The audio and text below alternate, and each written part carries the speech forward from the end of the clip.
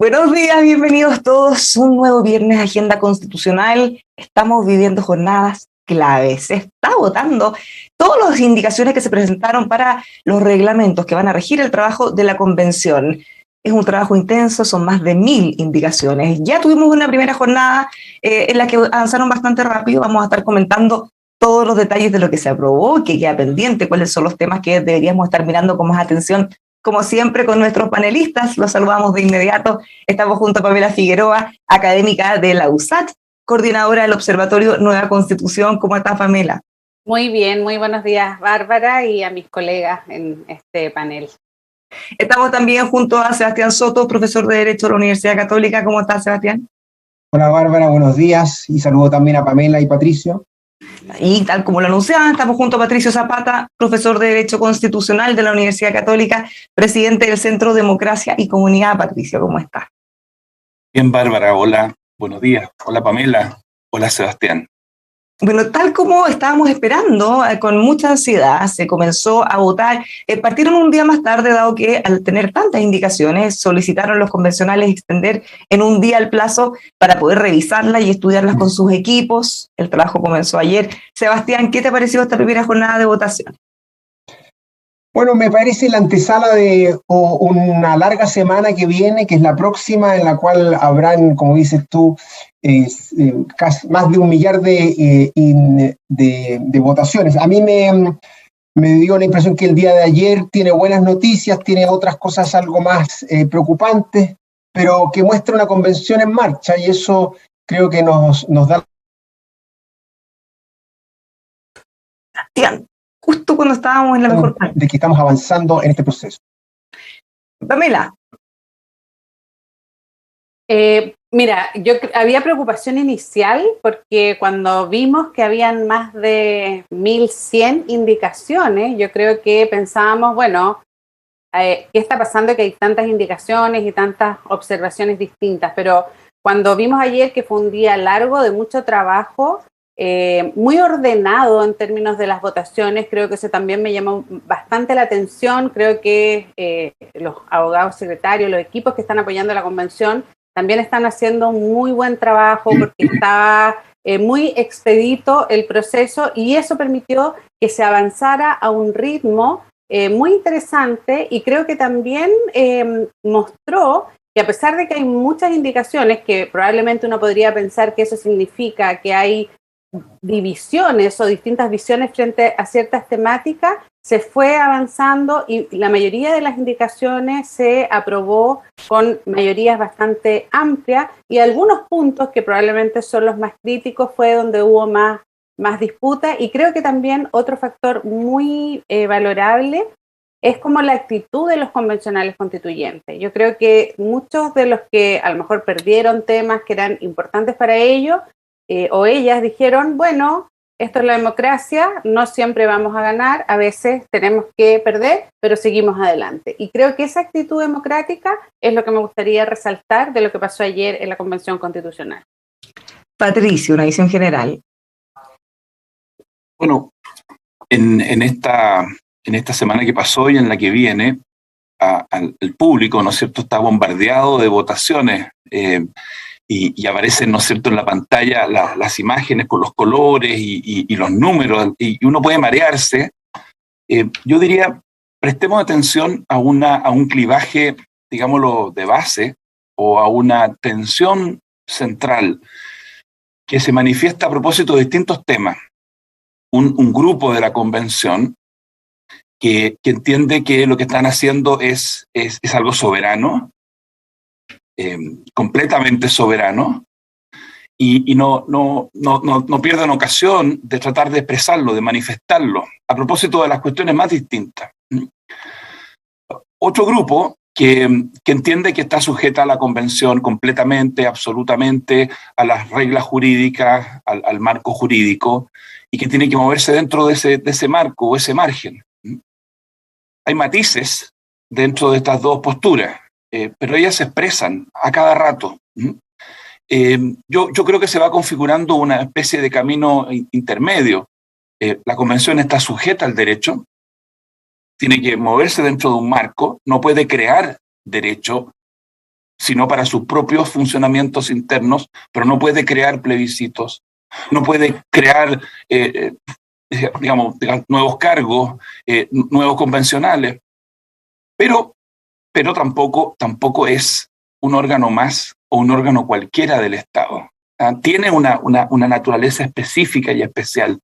Y eso está, yo creo que muy, muy profundo. Esta misma semana, las personas que siguen el proceso constituyente, yo las invito a leer una columna de Renato Cristi en el Mercurio, en que pone sobre la mesa los argumentos para pensar que esta convención es originaria, poder constituyente originario, y los argumentos para pensar que es poder constituyente constituido, derivado o reformado. Y no es simple, no es sencillo. Es un asunto, yo creo que está debajo de muchas de las cuestiones que nosotros vamos a conversar ahora, que son más concretas. Bueno, ya que menciona ese tema, fue el primer artículo que se votó, la primera indicación, y que generó algún grado, no sé si de polémica, pero sí de quejas de los convencionales, sobre todo de derecha, que se quejaron fuertemente en las redes sociales. Se definen como un poder constituyente originario, y eso fue aprobado. ¿Qué implica eso en la práctica? Es una cosa más bien simbólica, porque sabemos que pese a las manifestaciones o las cosas que ellos puedan aprobar, el marco está bien acotado, las atribuciones que ellos tienen son las que están en la Constitución y no las pueden cambiar. ¿Qué implica esto en la práctica, Sebastián? Bueno, creo que tenemos que comprender que aquí hay cuestiones simbólicas y también cuestiones jurídicas. En lo jurídico, en primer lugar, se dice que el poder constituyente originario es aquel que no tiene límites. Y la verdad es que eso nace de una vieja doctrina constitucional que ya tiene muchos siglos, un poco añeja, hay que reconocerlo, que buscaba construir poderes constituyentes como respuesta a las monarquías absolutistas. Es decir, para evitar que el poder del soberano absoluto me limitara, pues bien, el pueblo se constituía y armaba su constitución sobre la base de un poder constituyente original. Pero mucha agua ha pasado bajo ese puente. Ya hoy día los estados de derecho, las democracias, sabemos que no hay poder sin límites. Y por eso cuando tantos, sobre todo la izquierda radical, hablan del poder constituyente originario, es como si estuvieran hablando desde la Revolución Francesa y no desde 2021, cuando hay una historia, hay un estado en marcha, hay una democracia que funciona. Y por lo tanto creo yo que es la vieja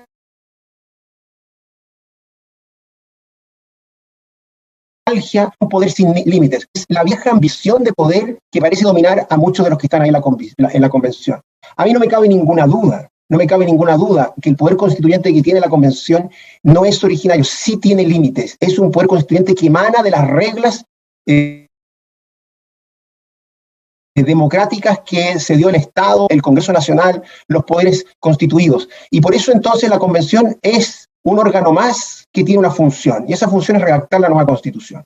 O sea, cuando se aprueba esa indicación, tendría un carácter simbólico más que nada, más que práctico. Por eso, claro, tendría un carácter simbólico, el derecho sigue limitando a la Convención, sus atribuciones siguen siendo limitadas. Y déjame terminar con una cosa, si bien se aprueba esa palabra originario, y eso hay que criticarlo duramente porque, como digo, nos lleva a una idea equivocada en lo jurídico, el paso siguiente es el rechazo que logra la convención, apenas, hay que decirlo, apenas, pero que es bueno que lo haya logrado, de una indicación que sostenía que los poderes constituidos no podían entorpecer la labor de la convención o disolverla. Y eso se rechaza, y eso es una buena noticia porque da cuenta de estas limitaciones que tiene la convención y su subordinación a las reglas del Estado de Derecho y también a los otros poderes.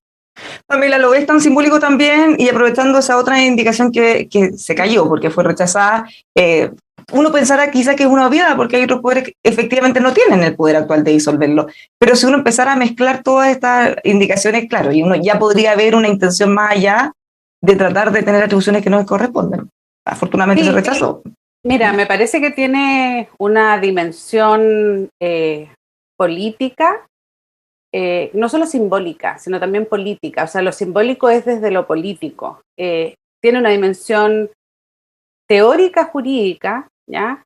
Y eso me parece que es como el debate que se dio y que no es solo del día de ayer en la Convención Constitucional, probablemente gran parte de lo que ha sido el debate del cambio constitucional en Chile en los últimos años tiene que ver con eso, ¿no es cierto? La lectura, por ejemplo, que se hizo del proceso constituyente que impulsó la presidenta Bachelet, la lectura que se hace del origen, ¿no es cierto?, del cambio constitucional, que algunos lo sitúan, ¿no es cierto?, en el estallido social de octubre del 2019 y no ven la trayectoria que se viene desarrollando en Chile de cambio constitucional probablemente desde que se instaló la Constitución de 1980. O sea, cuando se instala la Constitución de 1980, viene todo este debate, el presidente Frei Montalva hace una declaración específica en relación a eso, hay movilizaciones sociales, hay un impulso que hace el gobierno Michelle Bachelet, donde Patricio presidió el Consejo Ciudadano Observadores, pero creo que, por eso creo que hay una dimensión como política ahí, de tratar de explicar cuál es el origen del cambio constitucional, y está este aspecto más teórico del poder constituyente originario, que como explicaba Sebastián, y con las diferencias que podamos tener, sí creo que hay un punto ahí, que eso es más bien una hipótesis, ¿no es cierto?, de cómo se podría constituir el desarrollo de un nuevo texto constitucional. Pero en democracia, o sea, nosotros estamos haciendo un cambio constitucional en democracia, por un mecanismo participativo, pero también institucional, ¿ya? Y la Convención Constitucional surge de un acuerdo político amplio que obviamente es respuesta también a la movilización social sostenida, que se expresa fuertemente en octubre del 2019, pero se establecieron ciertos límites, ciertos contornos, y la práctica de la Convención Constitucional desde el principio ha estado definiendo con mayor claridad esos contornos. Pero me parece en la práctica, ¿qué implica entonces que hayan aprobado eso? Nada, porque en el fondo, como hablábamos, con el rechazo de la indicación número 6, donde la Convención Constitucional podía haber establecido por lo menos una posición, porque ahí podría haber venido también un debate con los poderes constituidos, ¿no es cierto? Me parece que es solo una cuestión de hacer el punto político, ¿ya? Y creo que para algunos sectores eso es como súper relevante. Y después vimos que en la otra votación no se rechazó esa indicación. Por tanto, en la práctica no implica nada. La Convención Constitucional está dentro de la institucionalidad política democrática de Chile. Patricio, ¿estás de acuerdo? Declaración simbólica que no tiene implicancias en la práctica. Y esto es muy importante que lo abordemos bien porque, a propósito de lo que yo les decía, las críticas de un sector, el temor, la gente que está mirando esto con alguna preocupación, decir, bueno, se están atribuyendo cosas que no les corresponden, o en realidad es un saludo a la bandera. A ver, yo no despreciaría los saludos a las banderas. Yo creo que una cosa bien importante. Pero, mira, quizá esta conversación nos ayuda a clarificar un poco más. Despejemos que la convención tiene límites, que no es ilimitada, que no es absoluta, que no es soberana a la Rousseau. Ya. Y eso es algo contra lo cual se estrellan los deseos, las aspiraciones de algunos convencionales que tratan de mantener viva esa expectativa o esa ilusión. Ahora, la palabra originaria significa necesariamente ilimitada. ¿Qué se quiere enfatizar cuando se usa esa palabra? Y yo creo que estoy de acuerdo con Pamela. Si no tomemos simbólico como saludo para la galería, sino que pensemos en qué es lo que estamos haciendo, cómo entendemos lo que estamos haciendo. Aquí hay un problema para muchos chilenos y chilenas. Aquí hay que asumir un comienzo distinto, que no significa borrar la historia de Chile, que no significa que desaparezca, pero sí reconocer lo propio, original, yo diría inédito, único en la historia de Chile, que es que nosotros hagamos este proceso constituyente con 3 llamamientos al pueblo, un plebiscito de entrada, la elección de las y los convencionales, un plebiscito de salida, con paridad, con independientes, con escaños reservados, único, original, especialísimo, llamativo, que tiene el efecto de romper la lógica del abogado de escritorio que te va a decir, esta no es sino una reforma profunda a lo que hemos venido haciendo por 30 y tantos años, porque se hace de acuerdo a los mecanismos que contempla la Constitución actual. Yo creo que el país quiere de alguna manera cortar simbólicamente ese hilo o ese cordón umbilical que alguien podría creer que existe entre la decisión de las 4 ramas de las Fuerzas Armadas y Carabineros el 11 de septiembre de 1973 de ponerle fin a una trayectoria con un Hawker Hunter, con varios Hawker Hunter, e iniciar un proceso, la Comisión Ortúzar, la Constitución del 80, las reformas del año 89, las reformas del 2005, la reforma del año 2019. Estamos en esa tensión. El derecho, los abogados, los profesores de derecho, mostramos cuáles son los límites jurídicos, cuáles son las nociones de jerarquía, pero la sociedad, el país, desde un punto de vista cultural y político, quiere que se reconozca y advierta hasta qué punto esto es algo nuevo. La palabra originario, yo creo, estoy tratando de pensar en la mejor lectura posible, busca destacar esto, que para los extranjeros que observan es muy evidente. O sea, aquí Chile está haciendo algo distinto a lo que ha hecho antes, y está haciendo algo distinto a lo que hacen otros países. Mientras no se suba por el chorro a alguien, mientras no se produzca un desborde, que es el peligro que hemos estado siempre mirando, y salte de ahí a decir, entonces hacemos lo que queremos, como queramos, cuando queramos. Mientras ese paso no se produzca, esto no es necesariamente algo malo y puede ser algo bueno, porque es tu autocomprensión. Veo que Sebastián está pero ahí ansioso, así que me callo para que... Sebastián. No, yo agradezco a Pato por llenar de contenido diverso al que tradicionalmente uno pudiera darle el contenido originario, es decir, decirnos que lo que buscó hacer la convención con esto es llamar la atención sobre el momento inicial. Pero yo la verdad creo que esto hay que incorporar en un contexto, ¿no? El hecho de que se está haciendo una nueva constitución, el hecho de que esta se construye sobre una hoja en blanco, el hecho de que las reglas de cambio constitucional son reglas propias de una nueva constitución, debieran bastarnos para que las preocupaciones de Patricio o esa lectura sea la interpretación correcta. Cuando se incorpora originario, yo creo que no se hace tanto por esas razones, sino que porque se busca dar un paso más en la antigua discusión que tenemos entre nosotros sobre si es que están o no vinculados los convencionales por las reglas de la Constitución.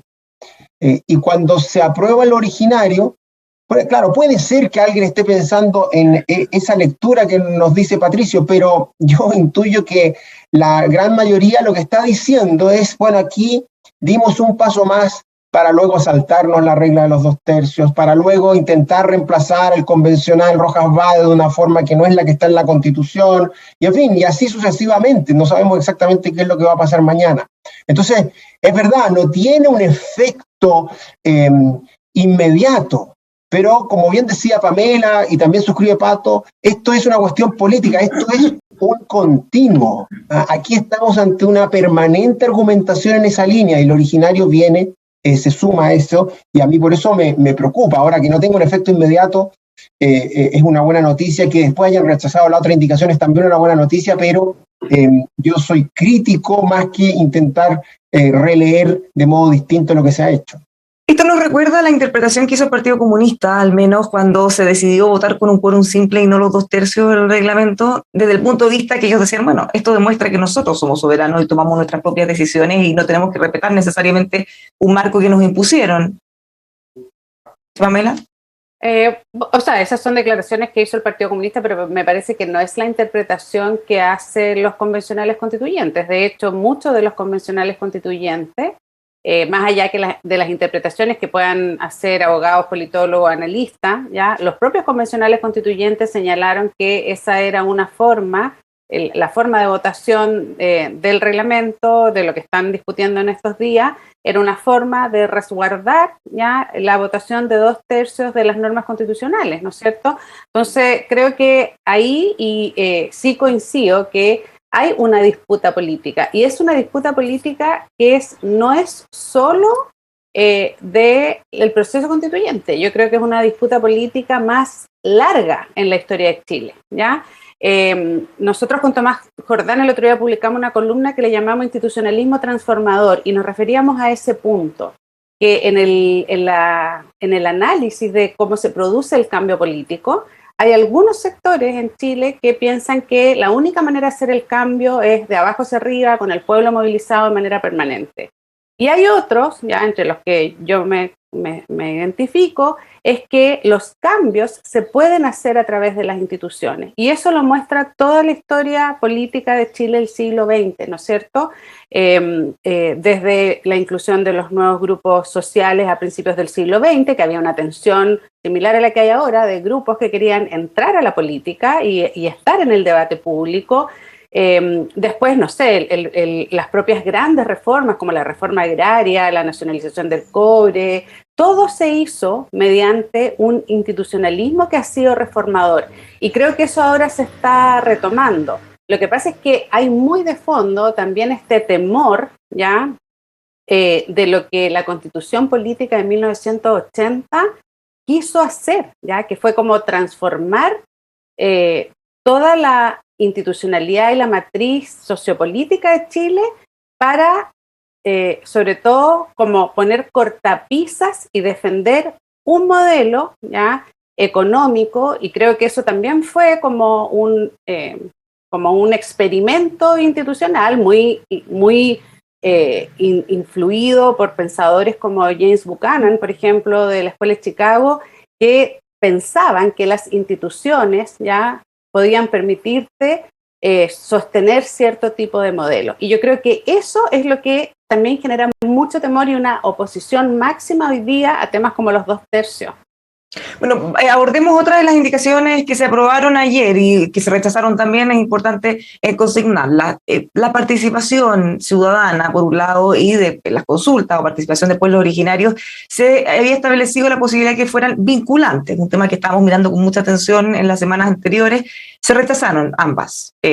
Finalmente en el reglamento se habían establecido como incidentes y no vinculantes, como lo querían cambiar. ¿Qué les parece, Patricio, que eso haya sido rechazado y que quede incidente y no vinculante? Aquí, fíjate que vamos a ver que algunas cosas que está aprobando la mayoría de la convención están en el terreno de expresión de deseos, y en el fondo, cuando hablemos en 10 minutos más sobre las vacancias y cómo se llenan las vacancias, esa declaración de la convención supone, para hacerse realidad, que venga el constituyente, que venga el Congreso Nacional y el presidente de la República a aprobar una norma jurídica. Pero claro, tampoco es bueno que se llene de declaraciones el reglamento, no es bueno para nada. La idea de que se aprobaran plebiscitos vinculantes, sabiendo que no depende de ti, sabiendo que depende de otro, en este caso, nuevamente, el Congreso. Tú no puedes hacer un plebiscito sin modificar la ley de votaciones populares y escrutinio. Tú necesitas financiamiento para hacer un plebiscito. Tú necesitas que el CERVEL ponga a disposición. O sea, hay cosas que la Convención puede querer, hay cosas que puede declarar que quiere, hay cosas que puede pedir con mucha fuerza. Pero no es bueno que transforme las normas internas en el pliego de peticiones de las cosas que quiere que se hagan. Hay algunas que van a quedar ahí. Porque tampoco se le puede, yo creo, en términos del juego de mayorías y minorías, pedir que un sector de la izquierda, que viene desde ayer, creo yo, ejerciendo bastante realismo y moderación para algunas votaciones, que hagan una especie de transformación total, digamos, y rechacen todas y cada una de estos reclamos, de estas demandas. Hablemos después del costo que pagan dentro de su propio electorado algunos de estos convencionales del Frente Amplio, ¿ah? Cuando toman estas decisiones, porque aquí todos tienen que responder a sus electores. Pero vuelvo entonces a tu pregunta y cierro, Bárbara. Yo me alegro porque creo que no era bueno generar la expectativa de que íbamos a tener plebiscitos vinculantes. Era muy malo. Yo creo que aquí el proceso tiene que cuidarse. Está bien que la convención diga quiero esto. Todavía no lo puedo conseguir, pero lo quiero. Pero llenar el reglamento de aspiraciones arriesgaba con confundir a la opinión pública, generar expectativas desmesuradas y distraer la atención, de aquí termino, de la participación que sí se puede implementar y se debe implementar. Hay una participación que sí tiene que ocurrir. Entonces, de alguna manera, estos plebiscitos vinculantes distraían la atención, distraían energía y recursos de lo que sí hay que hacer. Participación incidente, intensa, en los barrios, en las regiones, en las ciudades. Sebastián, Pamela. Yo coincido con lo que ha dicho Patricio, solamente decir que tal vez la próxima semana es la semana en donde vamos a poder finalmente conocer cómo queda la participación ciudadana y sobre todo la participación de los pueblos indígenas, porque ahí es que se va a votar el reglamento. A mí me parece que al menos se ha ido extendiendo de modo muy claro que esta no puede ser vinculante. Porque eso implicaría extraer la decisión constitucional desde la convención a quienes participan en ese momento. Y ciertamente eso no sería conveniente. Ahora la pregunta es cómo va a quedar y específicamente los efectos. Bueno, eso habrá que verlo y comentarlo, creo, el próximo viernes. Dice en desarrollo, Pamela. Pero era uno de los puntos que estaban girando atención porque lo acusaban como una forma de saltarse los 2 tercios. Sí, yo creo que se ha ido como, a ver, 2 cosas. Uno, se le ha dado más contenido a la palabra vinculante. Yo creo que antes se usaba mucho la palabra vinculante para decir esto tiene que considerarse, tiene que tomarse en cuenta, y todos, ya sobre todo los grupos de la sociedad que habían tenido menos espacio en el debate público, como pueblos originarios, ya exigían eso, ¿no es cierto? Pero me parece que ya al momento de que viene la votación, están las indicaciones y hay que tomar la decisión, que en el fondo es el momento de ya cerrar esos debates, se fue como teniendo claridad, moderación y sobre todo, que es lo que yo más quiero celebrar, es como esta actitud democrática de hacer los debates con todas las posiciones y luego tomar una decisión que es que todos van a asumir, ¿no es cierto? Y decir, ok, esto no puede ser vinculante por las razones que también se señalaban anteriormente, porque la Convención Constitucional no puede establecer plebiscitos vinculantes. O sea, y eso hay que decirlo con meridiana claridad. Y creo que también se hizo el punto de que para los pueblos originarios es muy importante que sus debates, ¿ya? Que sus deliberaciones sean consideradas en el mérito que son, ¿ya? En el fondo, que son naciones originarias que tienen una cultura, una forma de deliberar y tomar sus decisiones, que tenemos que considerarlas desde esa perspectiva. Y creo que ese también es un aprendizaje para toda la convención y para toda la sociedad.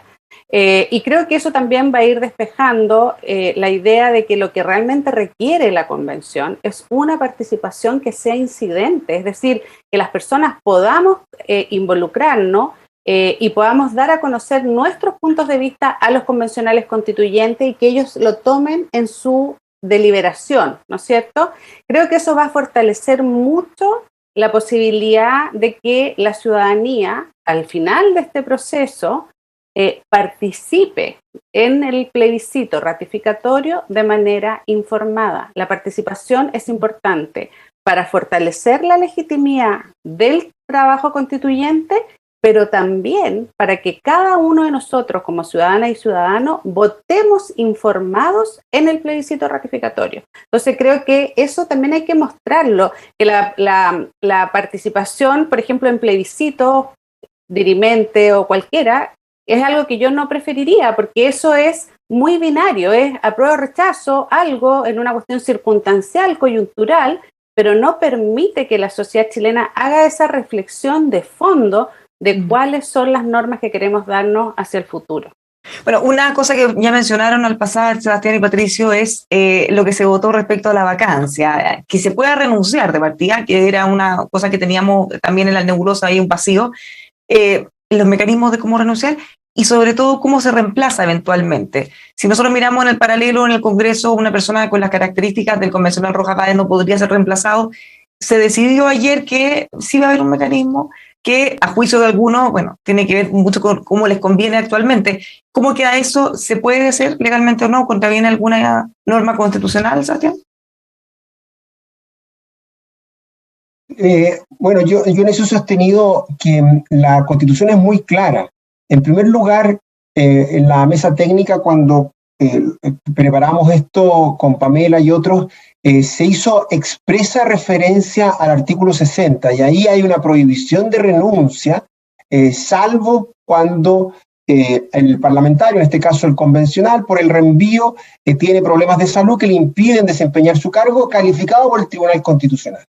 Y aquí el señor Rojas Vades nos informa por la prensa, por las redes sociales que va a renunciar, pero obviamente tiene que haber una calificación. Eso no es que simplemente pueda él llegar y mandarse a cambiar, sino que hay un cierto procedimiento. Y luego el reemplazo es igual. También hay una expreso reenvío al artículo 51, donde se señala que los candidatos independientes no pueden ser reemplazados. Si es que las normas del reglamento en materia de reemplazo y renuncia quieren imponerse a la Constitución, pues bien, eso es equivocado y obviamente podrá ser impugnado en su momento. ¿Por qué? Porque hay reglas muy precisas. Nosotros ya hablamos hace algunas semanas de las limitaciones que debían haber a las renuncias y las razones por qué eso era razonable. Y el reemplazo igual, o sea, obviamente para que haya un reemplazo, bueno, tiene que haber una declaración de órganos públicos distintos de en la convención. Por eso yo creo que todo lo que se acordó ayer es contrario a derecho y conviene que o bien legisle el Congreso o bien el señor Rojas Vades presente su renuncia, el Tribunal Constitucional la califique y luego él no pueda ser reemplazado. Pero la vía fáctica a mí me parece equivocada. Patricio, ¿qué se hace entonces en este caso con lo que aprobaron? Porque tal como dice Sebastián, no podría hacerse realidad.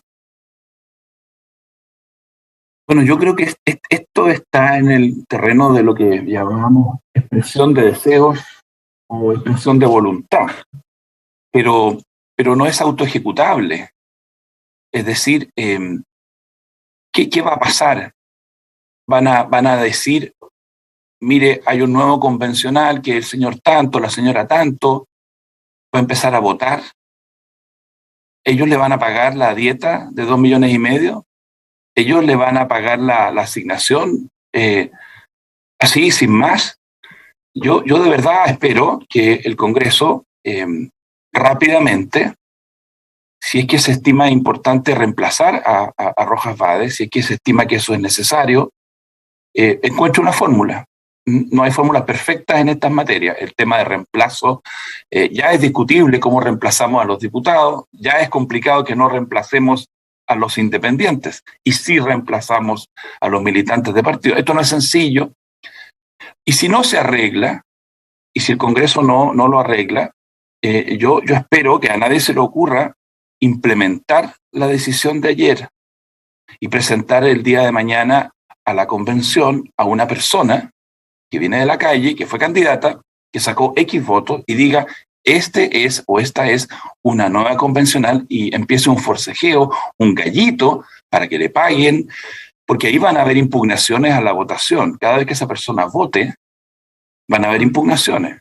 Entonces a mí me parece que no vale la pena. Ya ha sido suficientemente dañino el episodio Rojas Vades, tan terriblemente dañino, tan costoso para la convención, que la razonable intención de reemplazarlo, yo la entiendo, genere más costos, y estemos varias semanas más discutiendo la situación jurídica del convencional XX, que entra de una manera extraña y empieza a complicarnos la vida. Así que yo llamo en esto a la mesa de la convención, a los vicepresidentes y vicepresidentas, a que no hagan de este problema una cuestión que nos siga acompañando. El señor renunció, estamos en una situación fáctica, el señor no va a votar, no va a ir a votar, no va a cobrar su sueldo, todo eso es extraño.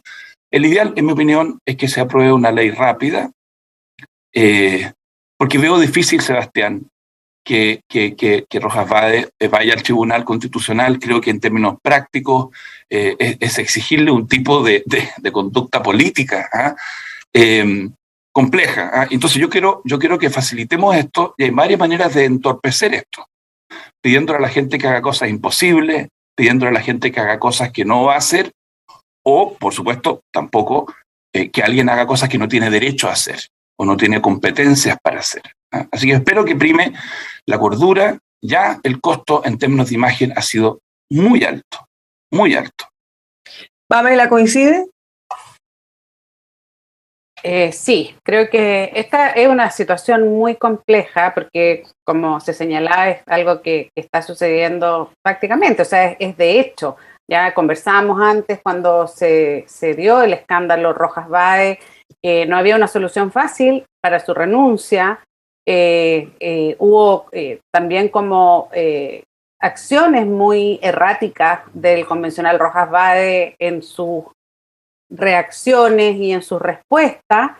La Convención Constitucional está tratando de llegar a un acuerdo y buscar cómo resolver el punto, porque no es solamente, o sea, es la renuncia y el reemplazo.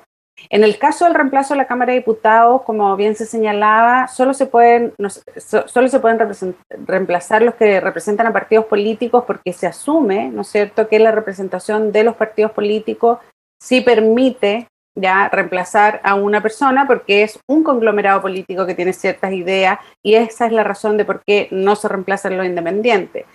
Pero también hay un debate de que la Convención Constitucional, ¿no es cierto?, los independientes conformaron listas, se presentaron como lista y ellos quieren tener esa representación. Pero me parece que no lo va a poder resolver en sí misma la Convención. Creo que el punto que señalaba Patricio, de que se puede impugnar cada vez que el convencional de reemplazo participe, si es que no es un acuerdo y no hay una formalidad en cómo se da ese reemplazo. Así que me parece que es un punto que tiene que resolverse lo antes posible, y que si hay que encontrar una salida, tiene que ser también legislativa, legal y formal, porque además lo ideal sería que si eso se asume abordarlo, estén presentes todas las hipótesis, no solo el caso Rojas Vade. No se puede hacer una legislación para tapar el espacio que deja Rojas Vade. O sea, habría que analizar todas las hipótesis de posible renuncia y reemplazo de convencionales constituyentes en los meses que quedan.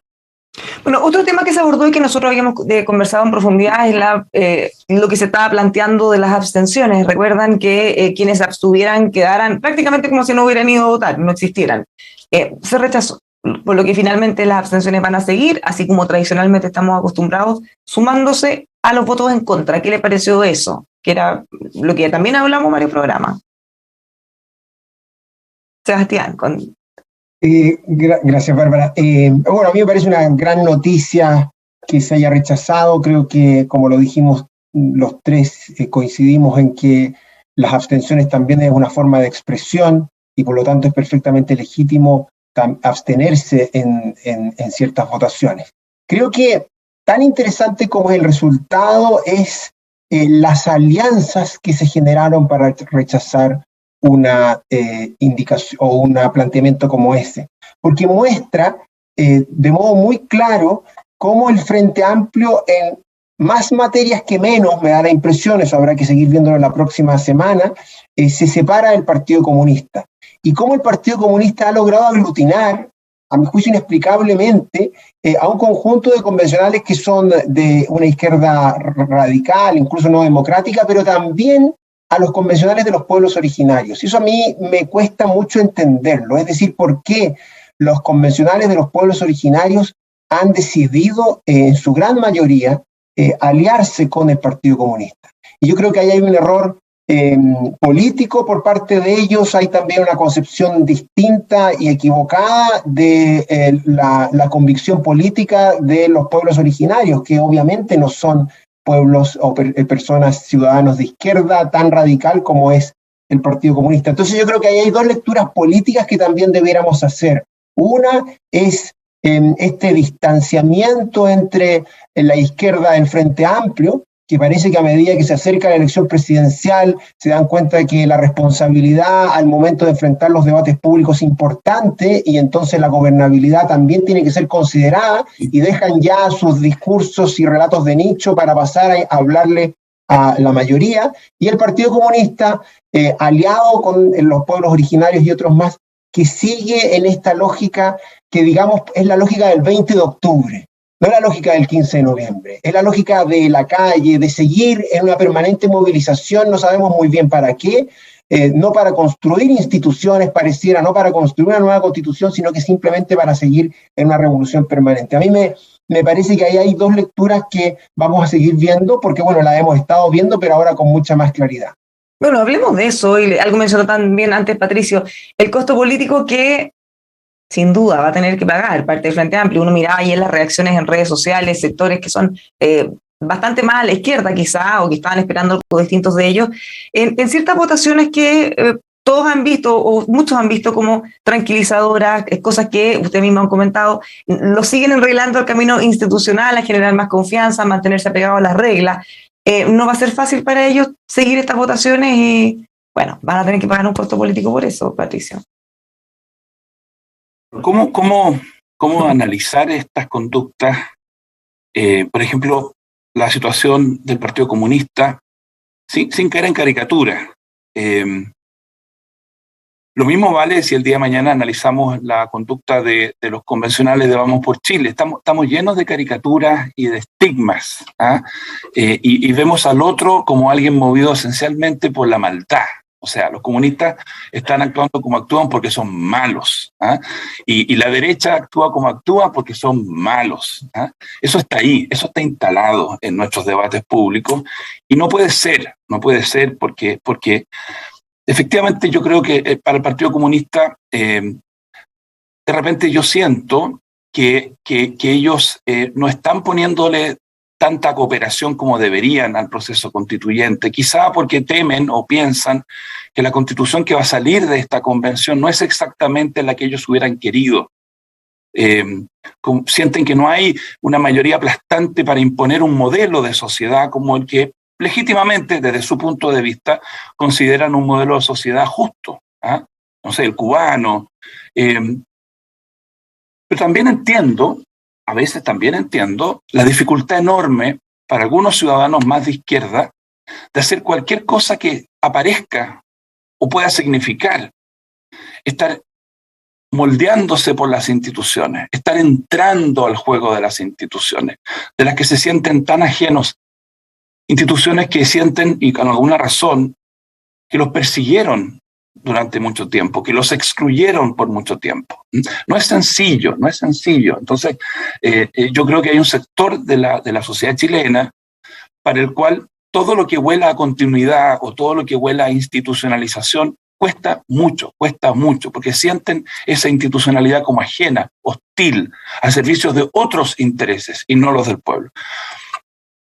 El Partido Comunista, por otra parte, yo siento que no se recupera de la derrota de Daniel Jadwe en la primaria con Gabriel Boric. De repente digo, ¿cómo entra en la convención una cuestión que es distinta, que es ajena, que contamina?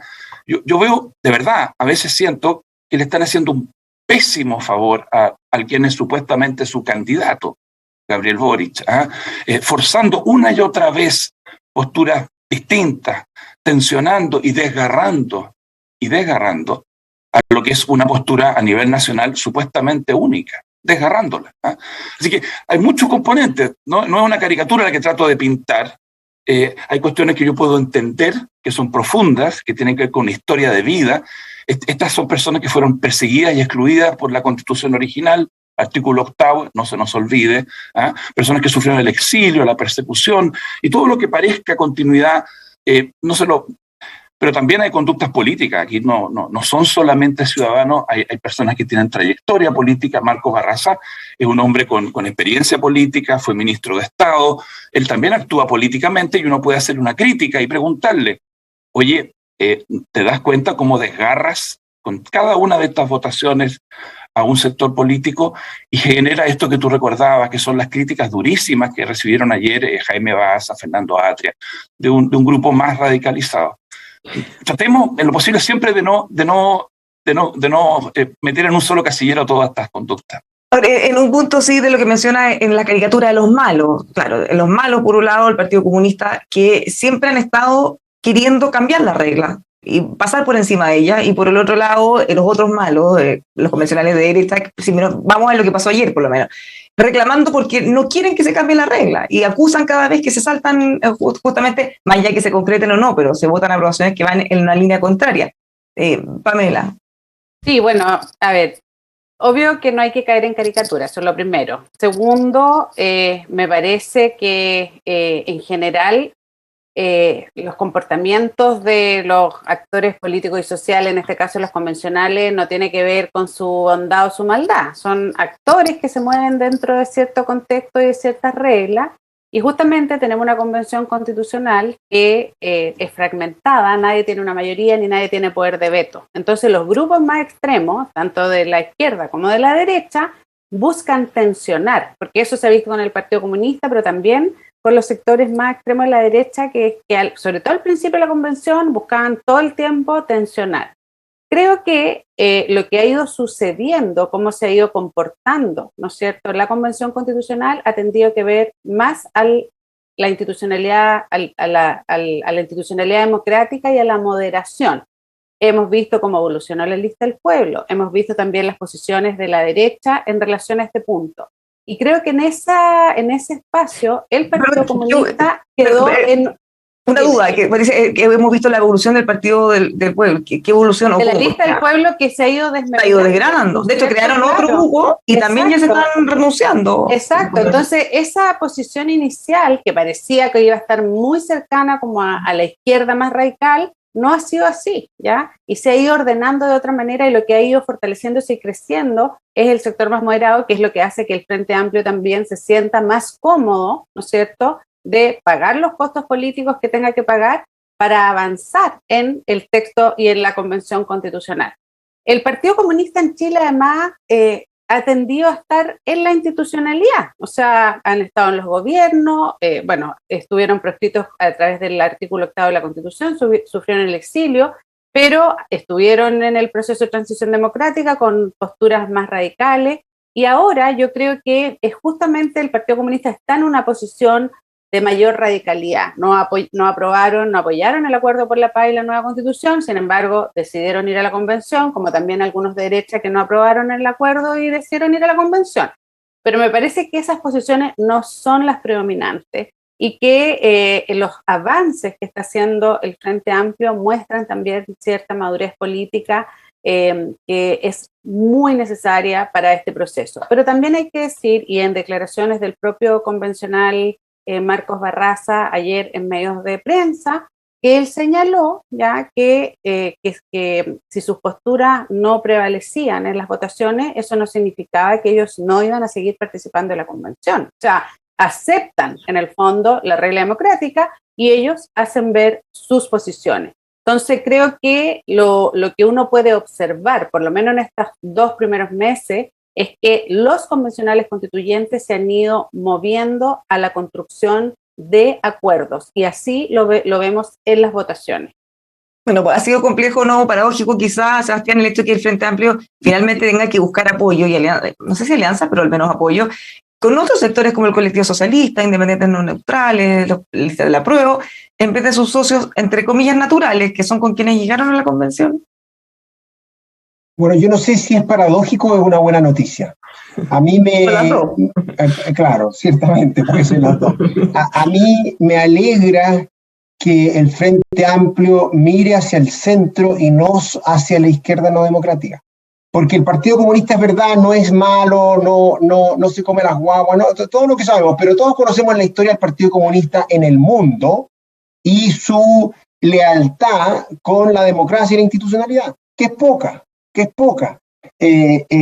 No olvidemos también que votaron en contra del acuerdo por la paz, o sea, no suscribieron el acuerdo por la paz y la nueva constitución y rechazaron la reforma constitucional que nos tiene discutiendo estos temas.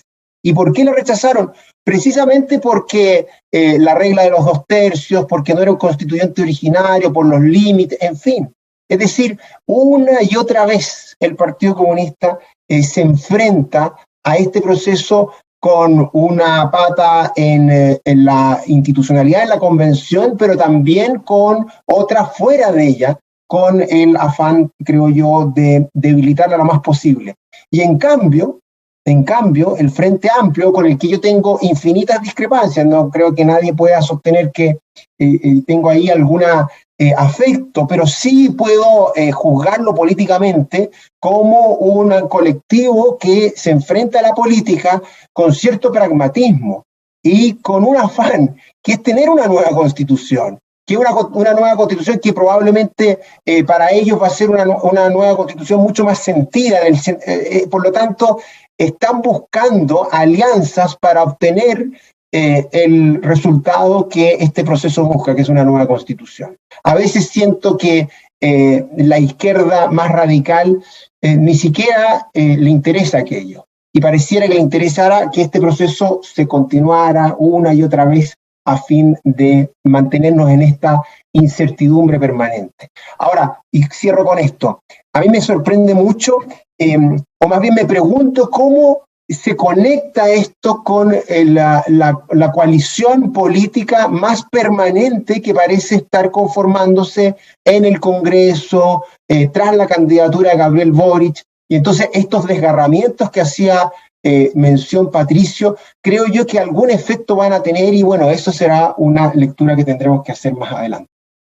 Bueno, esta tarde se espera que se voten una de las indicaciones más esperadas. Se va por el funcionamiento, cómo se va a hacer. Primero se va a votar la indicación que busca bajar, justamente presentada por el Partido Comunista, con algunos otros compañeros del pueblo originario, busca bajar el quórum de 2/3 a 3/5. Ese podría ser ya el último intento por definitivamente tratar de cambiar la regla. Pareciera hasta ahora, porque uno nunca sabe hasta que están las votaciones hechas, que no tienen la mayoría para eso. Y después de eso se va a ratificar finalmente los 2/3. ¿Qué esperamos que pase esta tarde, Patricio? Bueno, es una votación súper importante,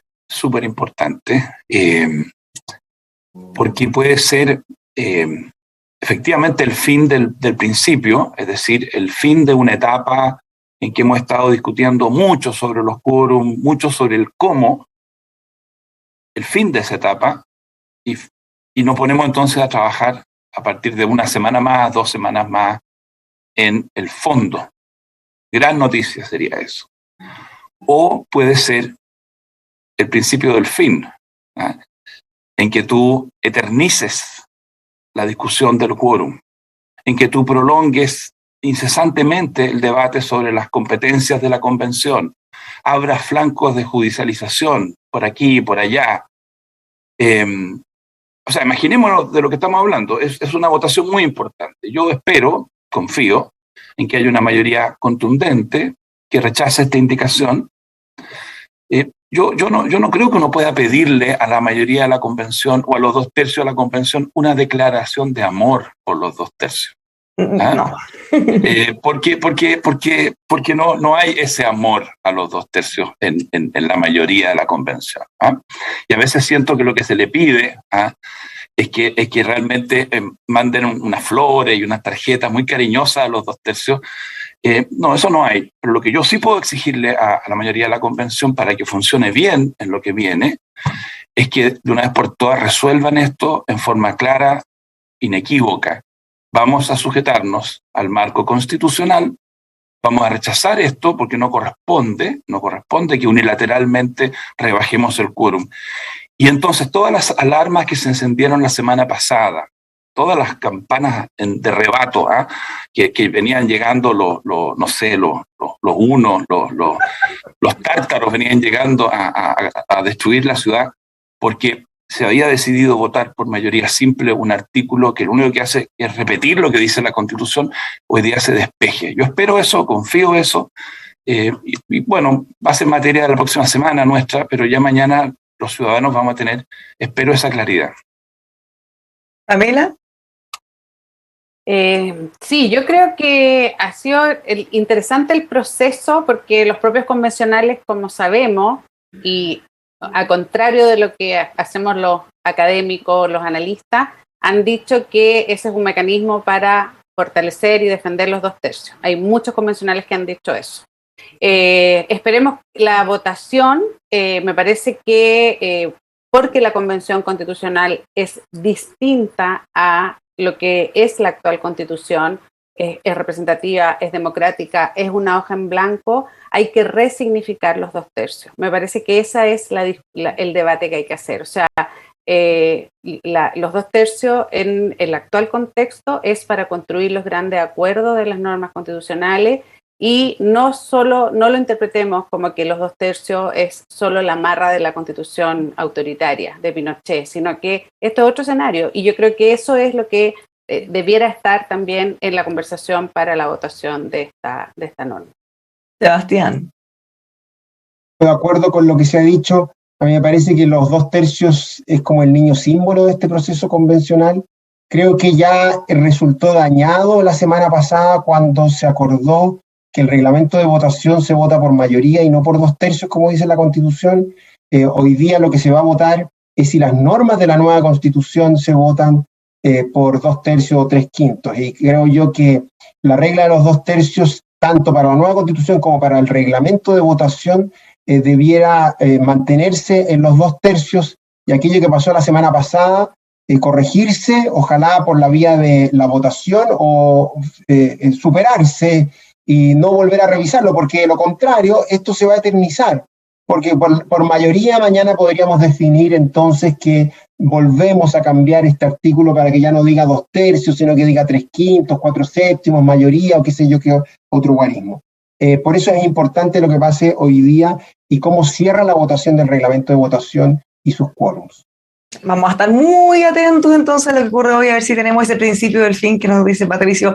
Muchísimas gracias a los tres por haber conversado con nosotros. Estuvo súper interesante abordar en profundidad estas materias que a veces pasan tan por encima. Muchas gracias, Pamela, Sebastián y Patricio.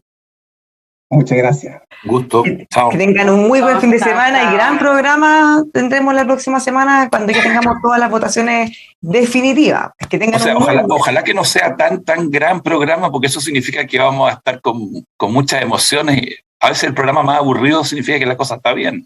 Bueno, pero no? Eso, la felicidad también es entretenida. Pues. Muchas gracias. Que les vaya muy bien, buen fin de semana. Y por supuesto, dejamos desde ya invitados a todos quienes nos acompañan. Sigan junto a nosotros este proceso desde adentro en la Convención Constitucional, aquí en emol.com.